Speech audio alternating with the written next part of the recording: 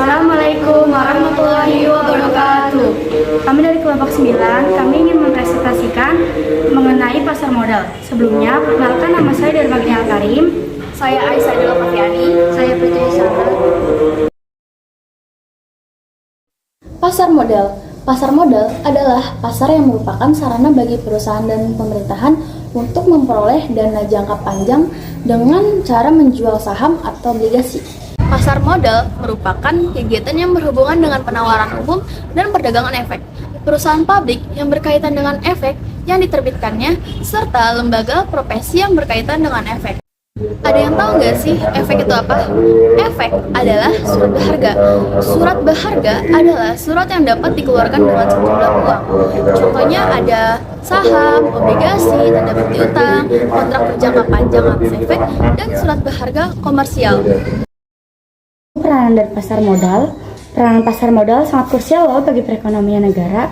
Mengapa demikian? Karena dengan adanya pasar modal diharapkan aktivitas perekonomian negara menjadi meningkat. Karena pasar modal merupakan alternatif pendanaan bagi perusahaan, sehingga perusahaan dapat beroperasi dengan skala yang lebih luas. Pada akhirnya akan meningkatkan pendapatan perusahaan. Nah itu karena pasar modal memberikan fasilitas transaksi saham dan surat berharga lain yang diperdagangkan, memberikan kesempatan pada investor, dalam hal ini masyarakat dapat mendapatkan keuntungan loh, memberikan kesempatan aktivitas bisnis dalam memperoleh dana dari pihak lain dalam rangka ekspansi bisnis atau memperluas usaha.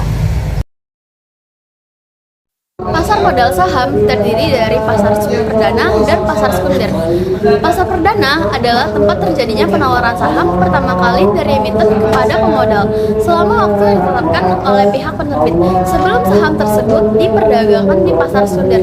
Iya, ada yang tahu nggak sih emiten apa? Jadi, emiten adalah pihak yang melakukan penawaran. Inti dari penawaran umum adalah kegiatan dari suatu emiten dalam menjual efek. Pasar sekunder. Pasar sekunder adalah tempat terjadinya transaksi jual beli saham di antara investor setelah melewati masa penawaran di pasar sekunder. Dalam waktu selambat-lambatnya, 90 hari setelah emisi diberikan, maka efek tersebut harus dicatat di bursa. Obligasi. Obligasi merupakan surat pernyataan utang atau bentuk penyertaan atas utang. Artinya, penerbit obligasi ingin berutang kepada pemegang obligasi. Dalam hal ini, pemerintahan atau perusahaan dapat berperan sebagai obligasi, sementara masyarakat merupakan pemegang obligasi.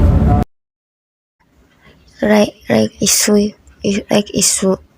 adalah suatu perusahaan yang telah diterbitkan perdana atau disebut dengan initial offering public atau IPO, akan memiliki banyak pemegang saham atau investor, baik di instansi maupun perorangan. Warat adalah produk turunan pasar modal dan sering tersedia gratis bagi investor untuk membeli saham baru. Kali ini saya akan membahas reksadana. Tahukah kalian apa itu reksadana? Reksadana merupakan salah satu alternatif investasi bagi masyarakat pemodal, khususnya pemodal kecil dan pemodal yang tidak memiliki banyak waktu dan keahlian untuk mengumpulkan risiko atas investasi mereka loh. Reksadana dapat diartikan sebagai wadah yang dipergunakan untuk menghimpun dana dari masyarakat pemodal untuk selanjutnya diinvestasikan dalam portofolio efek oleh manajer investasi. Mengacu pada Undang-Undang Pasar Modal Nomor 8 Tahun 1995, Pasal 1 Ayat 27 didefinisikan bahwa reksadana adalah wadah yang dipergunakan untuk menghimpun dana dari masyarakat pemodal yang selanjutnya diinvestasikan dalam portofolio efek oleh manajer investasi. Yang keempat ada mekanisme transaksi di pasar modal.